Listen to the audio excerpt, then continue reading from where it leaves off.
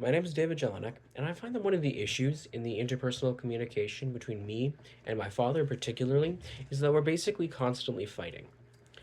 I feel like this is because we have pre generated ideas of who the other is in our heads, and anytime we behave in a manner that's unbefitting of that or that we're not satisfied with, we judge each other for it.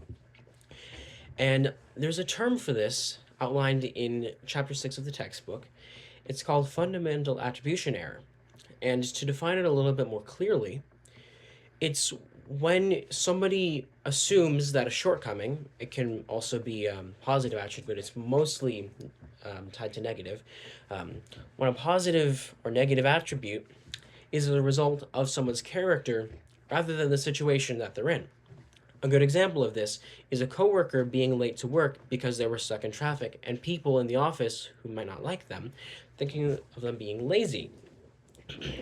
There's a study that dives pretty deep into this. It's called on being happy and mistaken, excuse me, mood effects on the fundamental attribution error. And this study decided to find out how much someone's mood influences this sort of thing.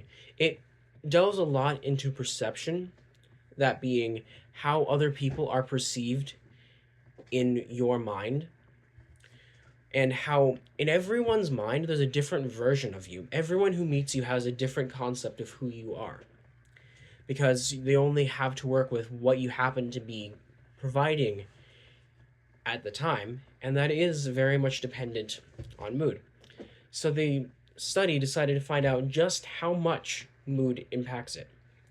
They had the hypothesis that positive moods make you less likely to make fundamental attribution errors, and that negative moods would make it more likely for you to do that. And their findings concluded as such.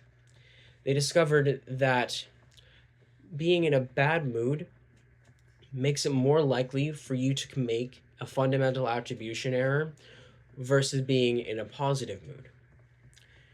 Now, what does this mean?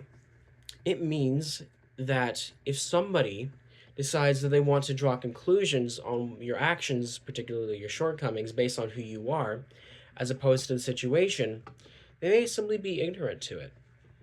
They may simply be in a bad mood, which, as although regrettable, is also not your fault, but they may be ignorant to your situation, and it really just depends on clear and honest communication that is unbridled by negative emotions in order to